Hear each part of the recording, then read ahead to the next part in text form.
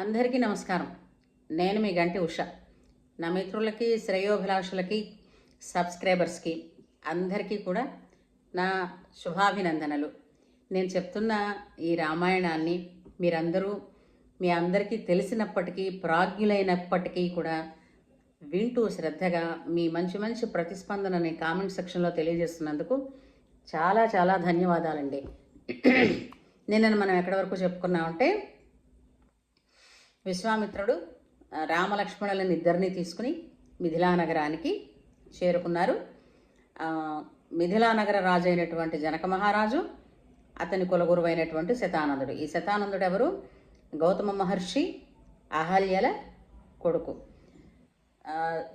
వీళ్ళిద్దరూ కలిసి, అంటే శతానందుడు జనక మహారాజు కలిసి ఎదురు సన్నాహం వెళ్ళి విశ్వామిత్ర మహర్షిని శిష్య సమేతంగా లోపలికి ఆహ్వానించి అర్ఘ్యపాద్యాదులన్నీ సమర్పించి అందరినీ కుశల ప్రశ్నలు అడిగి గురువుగారికి సేవ చేసుకుంటూ కూర్చున్నారు. ముందు అన్ని పలకరింపులు అన్నీ అవుతాయి కదా, ఎలా ఉన్నారు, ఏమిటి, ఏం చేస్తున్నారు, ధనుర్యాగం ఎలా అవుతోంది, ఇవన్నీ కబుర్లు అయిన తర్వాత ఈ లోపల ఇలాగా అహల్యకి శాప విమోచనమైంది.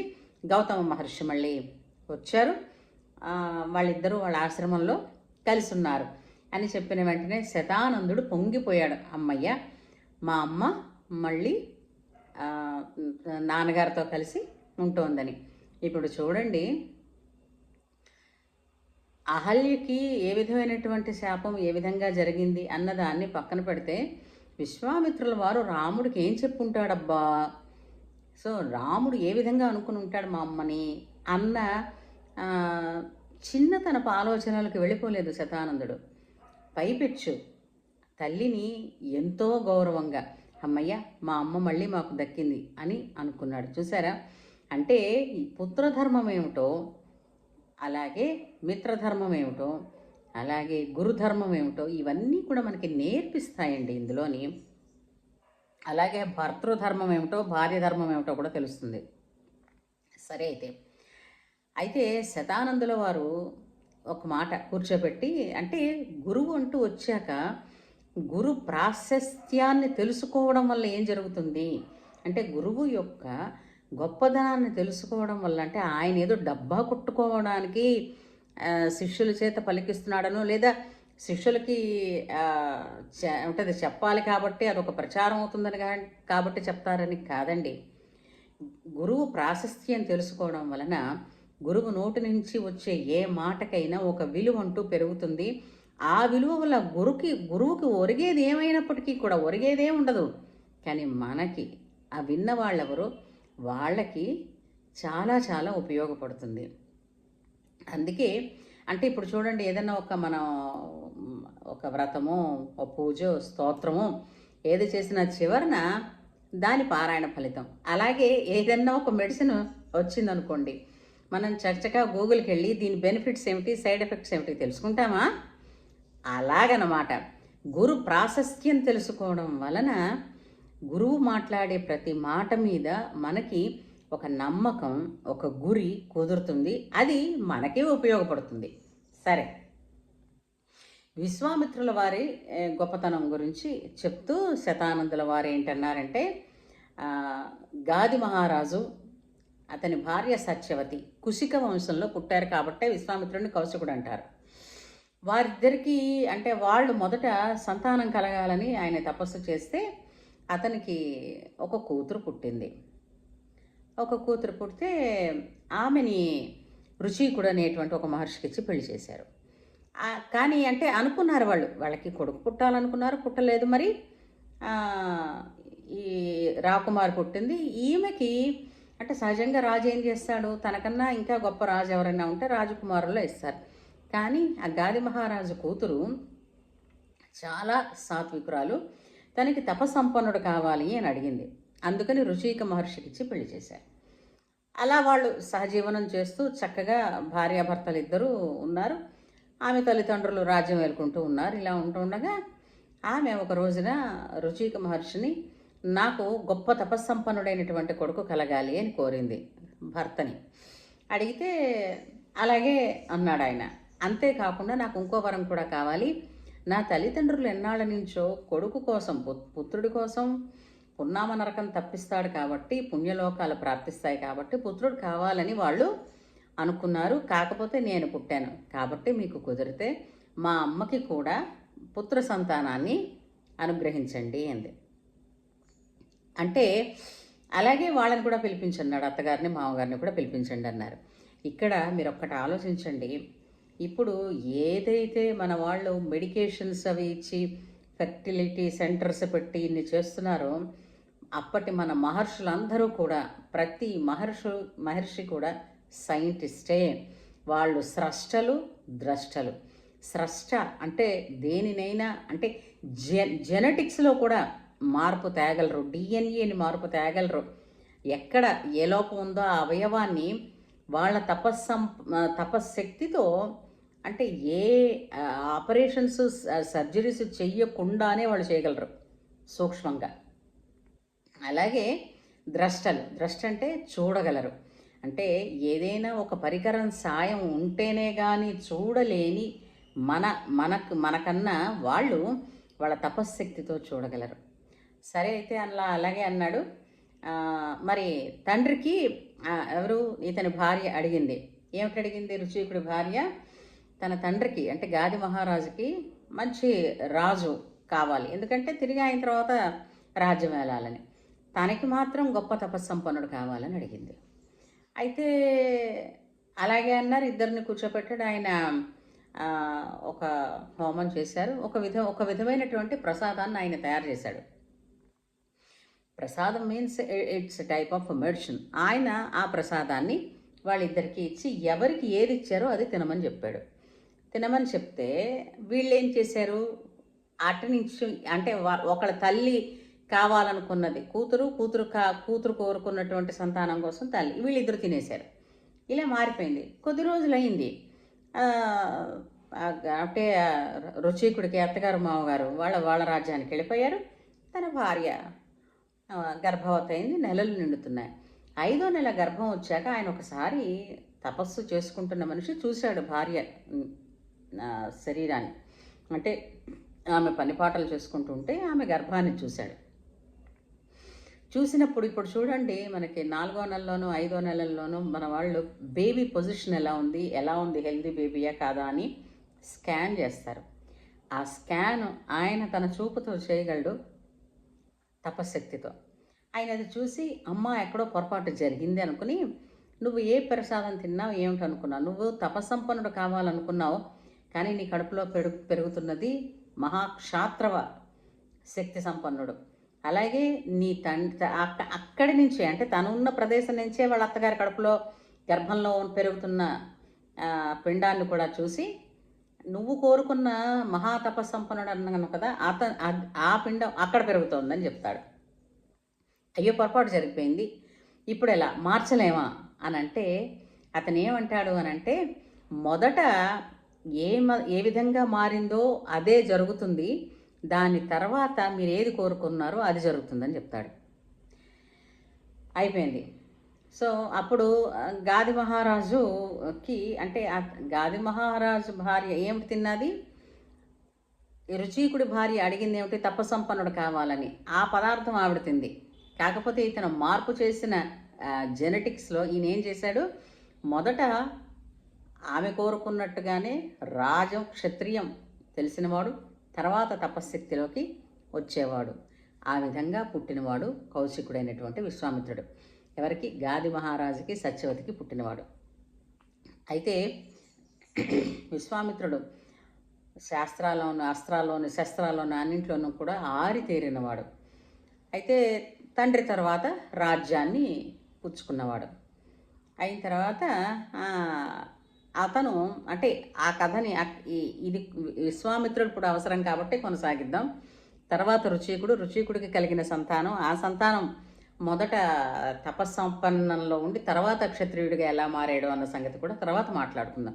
ఇది రామాయణాంతర్గతంగా ఇది వచ్చే విశ్వామిత్రుడి విషయం గురించి, కథనం గురించి తెలుసుకుందాం.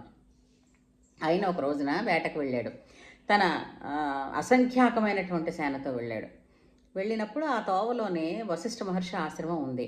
ఉంటే వశిష్ఠ మహర్షి ఆశ్రమానికి వెళ్ళి అతన్ని పలకరించకుండా ఎలాగా అనుకుని, అంతే కదా రాజులందరూ కూడా ఋషులు తపోభూములకు వెళ్ళి వాళ్ళను అంటే మరి వాళ్ళని కూడా చూసుకునేది రాజే కాబట్టి రాదర్ అంటే ప్రత్యక్షంగా భౌతికంగా కనిపించేది ఋషులకి మునివాటికలకి వాటికి రక్షణ ఇచ్చేది రాజు అని తెలుస్తుంది. కానీ ఆ రాజ్యం చల్లగా చూసి సుభిక్షంగా ఉండేటట్టు చూసే బాధ్యత ఈ ఋషులది. అర్థమైందా? అయితే విశ్వామిత్ర మహర్షి దగ్గరికి వశిష్ఠ మహర్షి దగ్గరికి వెళితే వశిష్ఠుడు బ్రహ్మర్షి. అయితే పలకరించడానికి రాజుగారు అంటే విశ్వామిత్రుడు వచ్చాడు. పలకరించిన తర్వాత అతనికి అతిథి మర్యాదలు చేస్తూ ఎలాగూ వచ్చారు కదా భోజనం చేసి వెళ్ళండి అన్నాడు విశ్వామిత్రుడు. అనగానే ఒక చిన్న చిరునవ్వును, నేను ఒక్కడిని రాలేదు, అసంఖ్యాకమైనటువంటి సేన ఉంది బయట, మరి వాళ్ళందరికీ అవ్వదు కాబట్టి మీరేమీ మాట్లాడకండి, నేను బయట చూసుకుంటాను, మీరు నాతో మాట్లాడారు అదే చాలంటాడు. వశిష్ఠుడు అంటాడు, ఒక నవ్వు నవ్వుతాడు వశిష్ఠుడు. ఏమనుకుంటున్నావు, నేను మీ వాళ్ళందరికీ నేను భోజనాలు పెట్టలేను అనుకుంటున్నావా, అందరినీ రప్పించు అన్నాడు. ఆశ్రమంలోకి విశ్వామిత్రుడే కాకుండా తన సేన మొత్తం లోపలికి వచ్చిన తర్వాత ఇతను వశిష్ఠ మహర్షి గోశాలలోకి వెళ్ళి ఆయన దగ్గర నందిని అని ఒక ధేనువు ఉంది, ఆమె కామధేనువు బిడ్డ. ఈ నందిని అనే ధేనువుకి ప్రార్థించి, అమ్మ ఈరోజు వీళ్ళందరూ మన అతిథులు, రాజుగారు వచ్చారు, ఎవరికి ఏది కావాలనుకుంటున్నారో ఆ విధమైనటువంటి భోజనాన్ని నువ్వు సిద్ధం చేయి అని చెప్పగానే ఇంతమంది సైన్యానికి రాజుగారికి ఎవరెవరికి మనసులో ఏమి తినాలనుందో ఆ పదార్థాలన్నీ వచ్చేసాయి. ఆశ్చర్యపోయాడు విశ్వామిత్రుడు. అబ్బా ఇంత శక్తి ఉందా అనుకుని, సరే భోజనం చేసిన తర్వాత చేసేసి ఉట్టునే అలా ఉండబుద్ధి అవ్వదు కదా, ఇలాంటి ధేనువు మా వంటి రాజుల దగ్గర ఉంటే అది చాలా ఎంతో ఉపయోగకరంగా ఉంటుంది. అయినా మా రాజ్యంలో దొరికేది ఏదైనప్పటికీ కూడా అమూల్యమైనవన్నీ రాజుగారి సొత్తే కాబట్టి, అయినా నువ్వు మహర్షి కాబట్టి అడుగుతున్నాను, నందిని నాకు ఇచ్చి అంటాడు. నేను ఇవ్వనంటాడు వశిష్ఠుడు. అనగానే నువ్వు ఇచ్చేది ఏంటి, నేనే బలవంతంగా తీసుకెళ్ళిపోతానని నందినిని లాక్కుంటూ వెళుతూ ఉంటే నందిని ఒక్కసారి చూస్తుంది వశిష్ఠ మహర్షి వైపు చూసి, నాయనా నువ్వు నన్ను వదులుకున్నావా అని అడుగుతుంది. నేను నిన్ను వదులుకోలేదు, కానీ ఈ బ్రహ్మర్షి తత్వం వలన నేను కోపగించలేను, నిన్ను నువ్వు రక్షించుకోవచ్చు అనగానే విశ్వామిత్రుడితో వెంట ఎంత సైన్యం వచ్చిందో అంతమంది సైన్యాన్ని పరిమార్జించేటువంటి సైన్యాన్ని కామధేను సృష్టించేసింది. ఇంకా ఏం చేస్తాడు, ఏం చేయలేకపోయాడు. ఏమిటది, తన సైన్యం అంతా పోయింది. అయితే ఇంకా ఇలా కాదని చెప్పేసి కామధేనువునైతే ఈ నందినిని తీసుకుని వెళ్ళలేడు కాబట్టి కోపం వచ్చి తను ఏం చేస్తాడు, వశిష్ఠుడి 9 కొడుకులని చంపేస్తాడు విశ్వామిత్రుడు. చంపేస్తే వశిష్ఠుడు ఏమీ అనడు, మౌనంగా ఊరుకుంటాడు, అంతకన్నా ఏమనడు. అయిన తర్వాత అతని ఆ నిగ్రహాన్ని చూసి ఇతనికి మరింత, ఇప్పుడు ఎవరైనా చూడండి, ఒకళ్ళు దెబ్బలాడుతున్నారు అనుకోండి, వాళ్ళు దెబ్బలాడుతూ ఉంటే మనం కూడా తిరిగి రెస్పాండ్ అవుతున్నాం అనుకోండి, ఆ దెబ్బలాట మరింత పుంజుకుంటుంది.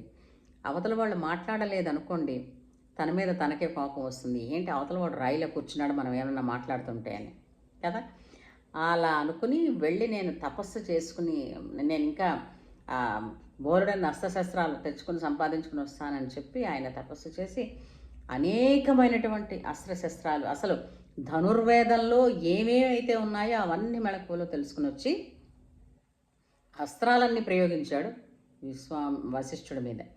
వశిష్ఠుడు కేవలం తన బ్రహ్మదండాన్ని ఇలా అడ్డుపెట్టి నిల్చున్నాడు. విశ్వామిత్రుడు ప్రయోగించిన ప్రతి అస్త్రాన్ని ఈ బ్రహ్మదండం లోపలికి తీసేసుకుని లీనం చేసేసుకుంటోంది. అన్ని శస్త్రాలు అయిపోయాయి. మడేం చేస్తాడు ఇంకా. అయినా వశిష్ఠుడు ఏమి అనకుండా మళ్ళీ యథాప్రకారం తన తపోస్థానంలో కూర్చున్నాడు.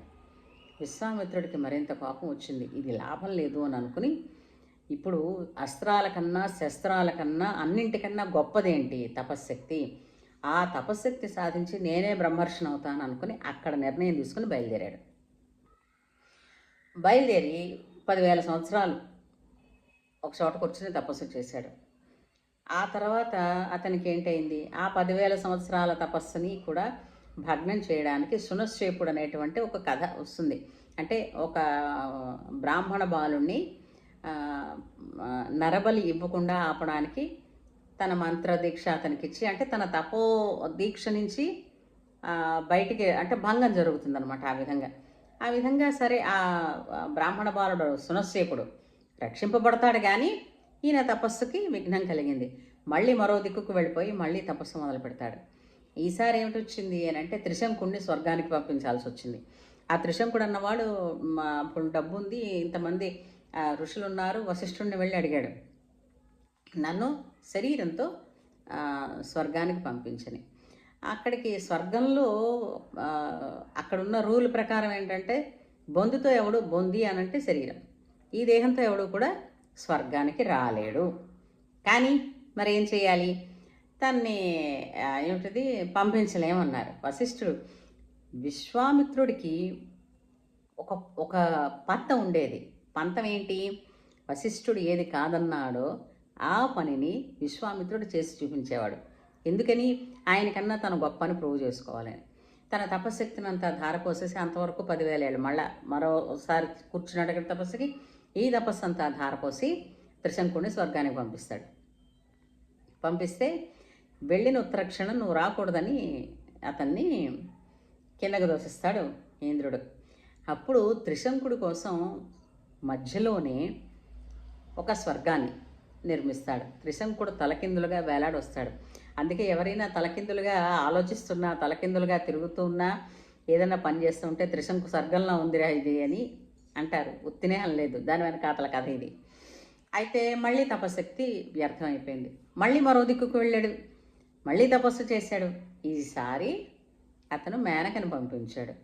సరే, మేనక విశ్వామిత్రుల విషయం అందరికీ కథ తెలిసిందే. తద్వారాగా శకుంతల పుట్టింది, దుష్యంతుడనే మహారాజు పెళ్లి చేసుకోవడం, తర్వాత భరతుడు అనేటువంటి వాడు పుట్టడం, అతని పేరు మీదుగానే మన దేశానికి భారతదేశం అనే పేరు రావడం అన్నది అందరికీ తెలిసిన విషయమే.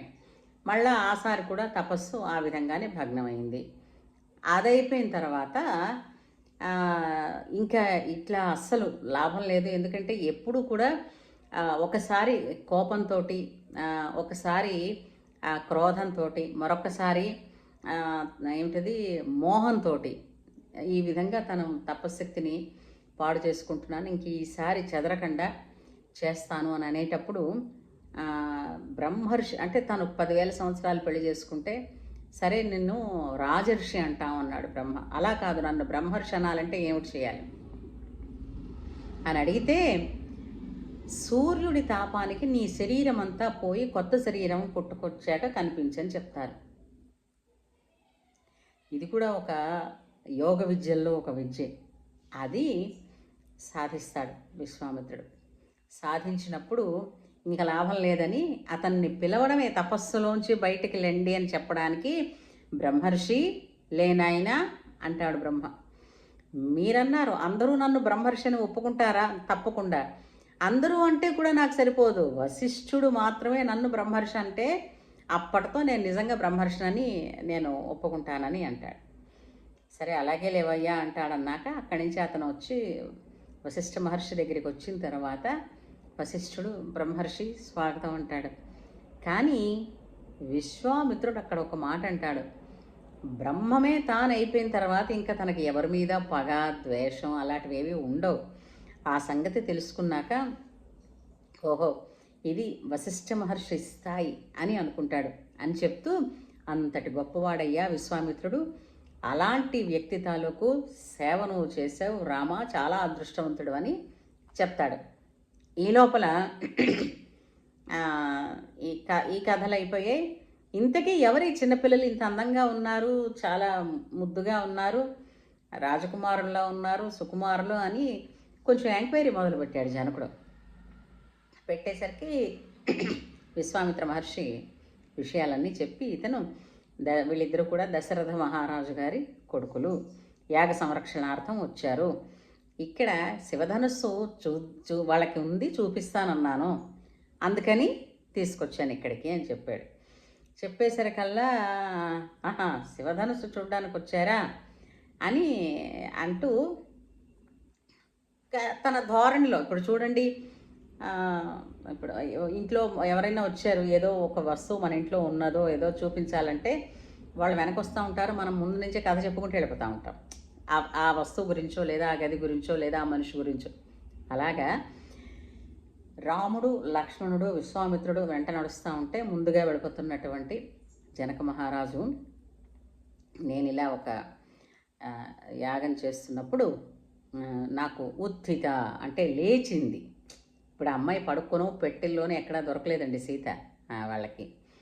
ఉత్థిత తనకి తానుగా లేచింది. ఆ పిల్లని పట్టుకుని ఈమె ఏమవుతుంది అని అన్నప్పుడు ఆకాశవాణి వినిపించింది, నీకు ఈమె దుహిత కూతురు అవుతుంది అని. అప్పటి నుంచి ఆమెను అల్లారు ముద్దుగా పెంచుకుంటున్నాను నేను. ఆమెకి సరైన వరుడు అని అనగానే, ఎందుకంటే ఆమె సాక్షాత్తు అమ్మవారి అంశ, మరి భగవంతుడు ఎక్కడున్నాడు అన్నది వెతకాలి కదా. అందుకని వీర్యశుల్కంగా ఆ శివధనుస్సుని నేను ఏర్పాటు చేసుకున్నాను. ఆ శివధనుస్సు నా దగ్గరికి ఫలానా విధంగా వచ్చింది. ఈ శివధనుస్సుని ఎక్కువ పెట్టడానికి ఇప్పటికి చాలామంది ప్రయత్నం చేశారు, ఎవరూ అది సాహసించలేకపోయారు. అది అసలు తీసుకురావడానికే 10,000 మంది మహాబలిష్ఠులు కావాలి. అయితే మొత్తం అన్ని జాతుల పేర్లు చెప్తారంటే దేవ, దానవ, యక్ష, కిన్నెర, కింపురుష, సుర, గరుడోరగ, యక్ష అన్నీ ఇవన్నీ చెప్తారు ఆయన. ఎవరు కూడా దాన్ని అసలు కదపలేకపోయారు. మనుషులు ఏం చేస్తారులే, అందున చిన్నపిల్లలు అని కూడా పైకి అన్నాడండి. మనుషులు ఏం చేస్తారని. అయితే అదైన తర్వాత వారికి అంటే ఈ మాటలు ఏవి రాముడు ఎంతవరకు కావాలో అంతవరకే తీసుకుంటాడండి. ఆ రెండో విషయం గురించి ఆయన కూతురు గురించి చెప్తున్నాడు. వీర్యశుల్క అని అనుకుంటున్నాడు, ఇతనికి ఏవి అవి చెవిలోకి వెళ్ళలేదు, వాటి మీద దృష్టే పోనివ్వలేదు. అయితే సరే తెప్పిస్తాను ఉండండి అన్నాడు, తెప్పించాడు. 10,000 మంది మహాబలిష్ఠులు ఆ ధనస్సు ఉన్నటువంటి పేటికని పట్టుకొస్తున్నారు. మిగిలింది రేపు మాట్లాడుకుందాం. ఏమంటారు? అసలు మిస్ అవ్వకండి. శివధనస్సు రాముడు ఎలా విరిచాడు, అసలు విరిచినప్పుడు ఎంతమంది ఉన్నారు అక్కడ తెలుసుకుందాం. సరేనా? జై శ్రీరామ్.